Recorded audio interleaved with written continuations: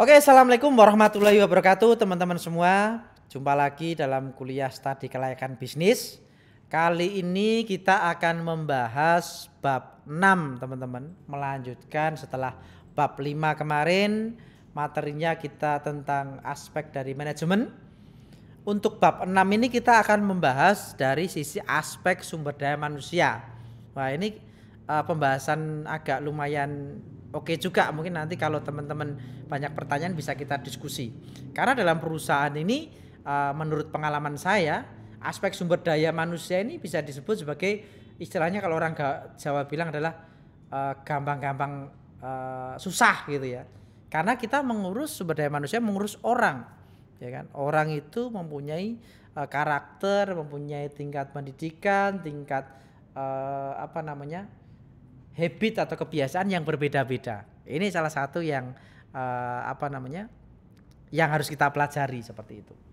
Lah, di sini teman-teman, tahapan dalam manajemen bisnis ini nanti akan masuk juga dalam sumber daya manusia gitu ya.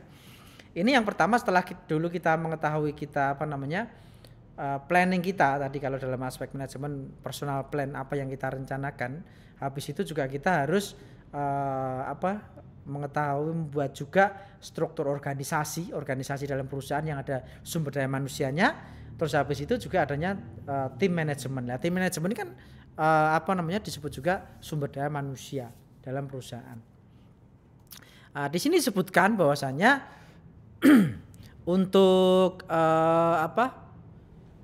manajemen sumber daya manusia atau personal plan tadi disebutkan, planningnya itu adalah salah satunya perencanaan sumber daya manusia itu adalah yang kita lakukan ini dalam suatu perusahaan. Tadi kalau boleh disebut dalam manajemen kalian mau punya bisnis apa gitu ya, mau mulai bisnis apa gitu. Ini kita harus salah satu yang dilakukan adalah yang namanya perencanaan. Perencanaan itu ada kita sebutkan ini yang kalau yang di atas ini yang pertama adalah kita bagaimana merekrut karyawan, terus habis itu penyelesaian maksud dari proses perekrutan tadi kan kita mendapatkan, habis itu nanti ditindaklanjuti, terus habis itu ada identifikasi dan seleksi karyawan yang berkompeten gitu ya. Setelah kita mempunyai beberapa kandidat itu harus kita seleksi mana yang kompeten dengan perusahaan kita, yang diinginkan perusahaan kita gitu ya. Terus perencanaan sumber daya manusia itu juga bisa disebut kalau perusahaan kita sudah existing, yang sudah ada, bisa disebut juga ada namanya pengurangan karyawan gitu ya. PHK atau pemutusan hubungan kerja itu juga disebut sebagai perencanaan sumber daya manusia. Kalau di sini setelah identifikasi seleksi karyawan yang berkompeten ini di bawahnya ada setelah kita menemukan karyawan otomatis ada namanya orientasi. Bagaimana kita mengenalkan karyawan itu terhadap perusahaan kita gitu, masa orientasi gitu ya. Biasanya pakai baju yang putih atau baju training gitu ya. Itu disebut sebagai masa orientasi. Terus habis itu juga ada namanya pelatihan. Nah, ini penting sekali pelatihan ini. Kalau karyawan kita, apakah kita itu mau karyawan yang fresh graduate? Fresh graduate itu kan benar-benar misalkan lulusan dari baru sekolah lulus gitu ya. Kita perlu melakukan pelatihan. Beda kalau nanti yang kita inginkan adalah yang sudah bekerja, sudah punya pengalaman. Itu mungkin ada pelatihan tapi berbeda dengan tadi yang fresh graduate. Pelatihan ada tapi tidak terlalu banyak besar gitu ya. Ini penting sekali dalam sebuah perusahaan. Pelatihan biar sesuai apa yang diinginkan dari perusahaan. Terus yang selanjutnya adalah karyawan yang mudah beradaptasi dan kompeten dengan keterampilan dan pengetahuan yang kompeten. Jadi fungsi dari pelatihan ini intinya adalah biar kompeten, menambah pengetahuan gitu ya. Biar nanti menjadi job description-nya itu menjadi maksimal ya, tidak setengah-setengah gitu ya. Terus selanjutnya di bawah di sini ada manajemen kerja, kompetensi dan tunjangan, pengembangan karir, karyawan yang kompeten dan kerja tinggi mampu untuk menghasilkan kinerja yang jangka panjang. Jadi fungsi dari manajemen sumber daya manusia ini bagaimana kita menciptakan sumber daya manusia yang bagus, yang baik. Kalau poin akhirnya adalah menghasilkan kinerja yang bagus dan membuat perusahaan itu menjadi bekerja secara maksimal, menghasilkan laba secara maksimal. Ini poin pentingnya. Makanya di sini juga ada disebut dalam perekrutan sumber daya manusia ini juga ada namanya pengembangan karir. Nah, pengembangan karir ini penting. Ini juga untuk sumber daya manusia itu selalu karirnya bertambah, kompetensinya bertambah, gajinya bertambah gitu ya. Ini penting sekali dalam sumber daya manusia. Terus manajemen kerja, terus kompetensi dan tunjangan. Kalau kompetensi dan tunjangan ini lebih banyak tadi kalau kita bekerja mau nggak mau kan ada namanya hak dan kewajiban. Tujuan utama bekerja itu apa sih? Ya kalau kita nggak boleh naif. Tujuan utama bekerja mencari penghasilan, mencari uang gitu kan. Makanya kalau kita dalam bisnis kan tujuan utamanya kan memang selain kita ini tujuan akhirnya tetap kita juga akan laba, mencari laba untuk bisa dibagikan ke tim gitu ya, untuk perusahaan gitu. Itu salah satu tujuan dari kita bekerja. Jadi fungsi dari manajemen sumber daya manusia ini, personal plan-nya ini adalah akhirnya adalah menciptakan karyawan yang kompeten, yang berdaya saing seperti itu. Kalau saat ini bisnis di era digitalisasi bagaimana mencari sumber daya manusia yang juga bisa beradaptasi dengan organisasi. Jangan sampai kita mencari orang yang istilahnya kena disrupsi digitalisasi, dia gagap teknologi. Nah ini kita harus bisa mengupdate juga, upskill gitu berarti gitu ya. Skill baik itu dari sisi teori dan juga sisi praktek. Ini penting sekali untuk upskill ini. Terus teman-teman, di sini juga ada namanya dalam analisis suatu pekerjaan. Nah, dalam menganalisis dalam suatu pekerjaan yang ada dalam manajemen sumber daya manusia ini, yang pertama adalah untuk menetapkan tugas dan keterampilan yang dibutuhkan sebuah pekerjaan dan juga tipe orang yang tepat untuk pekerjaan tersebut. Misalkan kita butuh bagian keuangan nih, kita membutuhkan orang yang S1 akuntansi gitu, yang berpengalaman, yang mudeng keuangan gitu. Ya udah itu kriteria orang yang akan kita cari. Berarti orang akuntansi yang mudeng keuangan itu yang akan di bagian keuangan. Jangan sampai kita salah, yang dicari bagian keuangan misalkan. Terus kita mencarinya lulusan teknik mesin gitu. Itu sebenarnya juga nanti orangnya belajar itu bisa. Tapi kita memerlukan effort yang tinggi juga, perlu pelatihan. Makanya kita harus menganalisis pekerjaan biar sesuai dengan ilmu yang dipunyai. Ini penting. Tapi apakah ada sekarang lulusan yang lain bekerja yang tidak sesuai dengan job description-nya? Banyak sekali. Tapi kan mereka bisa menyesuaikan, bisa belajar gitu ya. Tapi kalau kita punya suatu perusahaan, ya kalau saya misalkan, saya mencari bagian keuangan, saya ya cari orang dulu yang pengalaman di bagian keuangan atau lulusan akuntansi gitu. Walaupun ada alternatif orang lulusan misalkan standing mesin fresh graduate, itu akan menjadi pertimbangan, kecuali kalau standing mesin dia sudah punya pengalaman di keuangan cukup lama di sebuah perusahaan, itu akan menjadi pertimbangan. Nah, makanya ini adalah kita perlu namanya menganalisis. Ini penting sekali, menganalisis. Yang kedua, ini juga disebut menganalisis dan mendesain ini apa yang harus dikerjakan, bagaimana mengerjakan, dan mengapa pekerjaan itu harus dikerjakan. Ini penting sekali. Jadi mengenai mendesain pekerjaan, misalkan bagian produksi gitu ya, bagian kita punya perusahaan bisnis di bidang desain dan interior properti gitu. Kita harus mengetahui apa yang dalam pekerjaan kita yang harus dikerjakan. Karena properti itu kan biasa untuk membuat planning tentang properti gitu ya. Buat properti kan banyak sekali. Kita membuat tentang bentuk-bentuk desain. Kalau kita dasar desain interior itu kita membuat desain tentang rumah yang bagus bagaimana gitu ya, rumah yang sesuai dengan keinginan milenial sekarang bagaimana, itu jasa desain. Kalau kita mencari karyawan ya lulusan desain interior atau arsitek itu penting gitu. Tapi berbeda kalau kita mempunyai bisnis di bidang makanan gitu misalkan, kita juga harus menganalisis, kita perlu chef, makanan kita bergerak di bidang apa nih. Oh saya misalkan seafood ala Timur Tengah, ya kita harus mencari chef yang berpengalaman di sana. Jangan sampai keliru. Kita mencari chef yang berpengalaman di Amerika gitu, bukan Timur Tengah. Masakannya mungkin walaupun dia bisa tapi akan berbeda. Kita lebih spesifikan. Seperti itu. Ini fungsi dari analisis pekerjaan. Terus selanjutnya di sini, setelah kita menganalisis pekerjaan tadi, kita juga akan melakukan namanya hasil dari analisis pekerjaan. Nah, hasil dari analisis pekerjaan ini ada namanya deskripsi pekerjaan dan spesifikasi pekerjaan.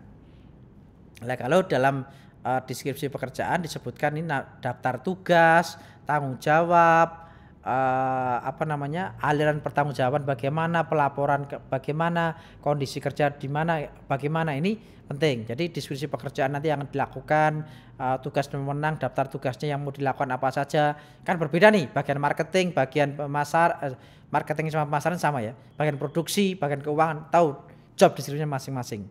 Terus ada juga spesifikasi pekerjaan. Ini menyatakan tentang kualifikasi dan pengalaman yang dibutuhkan dalam sebuah pekerjaan. Ini penting sekali. Misalkan kita mau mencari orang yang fresh graduate atau yang sudah berpengalaman, ini disesuaikan juga dengan pekerjaan yang akan kita berikan. Kalau pekerjaan itu punya risiko yang tinggi, ya kita cari orang yang berpengalaman, jangan yang fresh graduate. Bisa kita menggunakan orang yang fresh graduate tapi itu tadi berisiko tinggi pekerjaannya. Ini juga hal yang perlu dipertimbangkan dalam studi kelayakan bisnis. Seperti itu. Terus selanjutnya, lah ini proses rekrutmen dalam suatu perekrutan sumber daya manusia. Ini setelah kita mengetahui perencanaan sumber daya manusia tadi, kita ada namanya staffing needs, informasi analisis, jabatan, deskripsi, pekerjaan dan spekulasi jabatan. Terus apakah tadi proses rekrutmen tadi sumbernya dari internal maupun eksternal, terus kandidat yang siap seleksi yang bagaimana, ini diadakan keputusan rekrutmen. Di sini mungkin sedikit akan saya bahas. Jadi di sini disebutkan bahwasanya rekrutmen ini merupakan proses pencarian, jadi perolehan kandidat karyawan untuk mengisi lowongan. Ini otomatis ya, rekrutmen itu bisa kalau kita punya lowongan pekerjaan di internal gitu. Ini mau dicarikan ke karyawan yang sudah existing maupun karyawan yang benar-benar baru. Cari yang baru, ini lowongan yang baru, ini penting. Terus proses rekrutmen ini adalah untuk mendapatkan jumlah karyawan yang secara potensial qualified. Ini kita mencari karyawan yang sebanyak-banyaknya itu ya, benar-benar qualified apa yang kita inginkan. Misalkan saya mencari karyawan dengan lulusan S1 terus yang pernah berpengalaman, ini kan itu nanti juga tidak hanya 1-2 orang yang melamar, banyak. Bagaimana kita nanti memilah, bagaimana kita nanti memutuskan dengan wawancara yang sesuai dengan keinginan kita, seperti itu. Terus rekrutmen juga disebutkan bahwasanya ini adalah karyawan ini akan diseleksi. Apakah proses perekrutan ini benar-benar akan mendapatkan orang yang sesuai gitu ya, sesuai dengan yang diinginkan dari perusahaan. Ini penting sekali. Ada poinnya adalah seperti itu, proses. Terus kalau tujuan rekrutmen tadi sudah saya sebutkan bahwasanya kita intinya adalah cari best of the best gitu ya, terbaik dari yang terbaik. Ini penting sekali, makanya adalah kualitas tertinggi dari yang terbaik. Jadi sebanyak-banyak. Jadi kalau karyawan, kalau pengalaman saya dulu pernah bekerja di perbankan, kalau kita buka lowongan misalkan teller atau customer service gitu ya, yang melamar itu ribuan. Tapi bagaimana kalau di dalam perbankan ada namanya ini ya, bagian sumber daya manusia, dia akan menyaring dulu, menyaring satu persatu. Yang sesuai, yang pertama adalah sesuai dengan yang diinginkan, lulusan apa nih, yang terus dikerucutkan lagi yang sudah berpengalaman nih, terus yang ditentukan itu mempunyai upskill sertifikat pelatihan bahasa Inggris, pelatihan komputer apa nih lah, gitu spesifik. Jadi akan mendapatkan best of the best. Itu cara rekrutmen. Nah, terus dalam ini teman-teman, dalam sumber daya manusia ini juga ada namanya manajemen organisasi. Jadi dalam pengelolaan sumber daya manusia ada namanya manajemen organisasi. Apa sih yang akan kita bahas di sini? Nah, kalau kita sudah mengetahui tadi dalam proses manajemen, dalam proses sumber daya manusia, tidak mungkin kita bisa lepaskan dari organisasi kita. Karena organisasi itu isinya adalah dalam perusahaan adalah sumber daya manusia. Nah, sumber daya manusia. Jadi kalau boleh dibilang ini sedikit secara organisasi sendiri adalah wadah tempat kerja gitu ya. Proses kerja antara 2 orang atau lebih dalam mencapai tujuan. Terus kalau kita melihat di sini dalam presentasi ini, organisasi secara formal itu adalah kegiatan yang terorganisasi dari sekelompok orang yang bekerja bersama untuk mencapai tujuan di bawah kekuasaan dari kepemimpinan gitu ya. Jadi organisasi mungkin kalau kalian di kampus sudah punya organisasi tentang BEM gitu ya, Badan Eksekutif Mahasiswa itu sebagai sarana pembelajaran. Dalam BEM itu kan sudah ada lini-lini sendiri nih, divisi apa gitu ya dalam organisasi. Itu pun dalam perusahaan juga akan nanti seperti itu, kan ada seperti itu. Nah, kalau kalian sudah mengetahui tentang pengertian organisasi, kita harus mengetahui juga struktur organisasi. Di dalam perusahaan itu wajib adanya namanya struktur organisasi. Sumber daya manusia itu organisasinya ada beberapa tingkatan gitu ya. Nah, yang pertama, fungsi dari struktur organisasi ini adalah biar kita itu mengetahui yang disebut dengan tanggung jawab dan wewenang masing-masing. Antara tanggung jawabnya pimpinan itu apa nih? Oh, dia harus memutuskan planningnya mau untuk peningkatan produksi berapa gitu ya. Kalau karyawan dia harus siap memproduksi. Kalau pemasaran saya harus bulan ini menciptakan tugas saya jualan berapa, ini harus jelas. Jadi tugas. Terus struktur organisasi ini yang kedua juga fungsinya untuk mempermudah perusahaan untuk melakukan pengendalian gitu ya. Misalkan ada masalah, saya akan masalah di pemasaran gitu ya. Saya akan mengundang manajemen pemasaran. Dalam produksi saya akan mengundang manajemen produksi. Ini jelas, cukup jelas. Terus di sini disebutkan juga struktur organisasi ini untuk membantu pencapaian tujuan secara lebih efektif. Kalau kita sudah mempunyai ibaratnya, kalau kita mau maju perang nih, kita sudah mempunyai senjata, ada pistol, ada senapan sergap, ada tank, ada apa, itu kita sudah siap semuanya. Begitu juga dengan struktur organisasi. Ini kita juga harus perusahaan kita mau mencapai tujuan A. Kita mempunyai senjatanya adalah kita sudah punya sumber daya manusia, sudah ada manajer, sudah ada pimpinan, sudah ada karyawan yang cukup jelas, sudah tertata rapi. Ya kita mau maju perang siap. Kita bertarung mendapatkan laba yang maksimal. Ini salah satu poin penting. Terus desain struktur organisasi itu kan oleh strategi bisnis, lingkungan, teknologi dan orang yang terlibat di dalamnya. Jadi kalau kita mengetahui struktur organisasi, kita bisa mengetahui tentang strategi bisnis. Bagaimana strategi bisnis kita ke depan, struktur yang harus kita buat bagaimana. Itu penting sekali harus kita lakukan dalam sebuah organisasi bisnis. Lah ini contoh dari bentuk organisasi gitu ya. Ini bentuk organisasi itu ada beberapa macam. Di sini ada organisasi yang jumlah pimpinan ada berapa, perusahaan besar itu pimpinan mungkin ada misalkan di perusahaan perbankan gitu ya, ada beberapa pimpinan cabang di daerah-daerah gitu ya. Terus ada hubungan di sini juga ada hubungan wewenang antara nanti dibagi beberapa poin gitu ya. Kalau jumlah pimpinan ada tunggal, ada dewan, ada tadi saya sebutkan kalau sudah perusahaan besar itu ada dewan komisaris, dewan direktur, ada direktur operasional, direktur produksi, ada macam-macam. Terus kalau di sini juga hubungan wewenang itu ada wewenang lini, wewenang staf dan wewenang fungsional. Nah, ini kita bahas di bentuk organisasi untuk beberapa poin. Wewenang lini di sini adalah untuk wewenang menimbulkan tanggung jawab atas tercapainya tujuan perusahaan. Wewenang staf ini wewenang yang membantu agar orang yang mempunyai wewenang ini bekerja secara efektif. Ada wewenang fungsional, wewenang yang diberikan kepada seorang atau departemen untuk dapat mengambil keputusan mengenai hal-hal yang berada di departemennya gitu ya. Jadi fungsi bentuk organisasi ini adalah bagaimana untuk wewenang dan tanggung jawab itu terpilah. Ya, staf saya punya tugas ini, wewenang saya menyetujui ini. Kalau saya bagian manajerial, saya harus memaksimalkan bawahan saya, manajerial tanggung jawabnya apa. Nah, ini nanti harus bentuk organisasi ini harus jelas seperti itu. Nah, ini contoh bentuk organisasi yang dikatakan dalam bagian organisasi. Nah, ini tadi disebutkan misalkan ini nih ada, kalau kalian di sini bisa melihat ini ada lain tugas dan fungsi tugasnya tentang terus staf tugasnya apa. Ini contohnya sudah ada ya, ada presiden direktur, ada staf, ada manajer teknik. Ini contoh aja. Sebenarnya banyak sekali kalau kalian contoh-contohnya bentuk organisasi gitu ya. Wewenangnya ke siapa, lininya ke siapa, ini jelas. Ini ditentukan dalam bagan ini. Ada keterangan yang cukup jelas. Presiden direktur apakah langsung aja juga perusahaan yang besar itu presiden direktur, ini ada stafnya, atau presiden direktur di bawahnya ada direktur operasionalnya misalnya. Berbeda-beda tergantung perusahaan itu bentuk organisasinya apa yang diinginkan dari perusahaan, istilahnya planning dari pemilik perusahaan ataupun perusahaan yang bergerak di bidang apa itu organisasinya berbeda-beda seperti itu.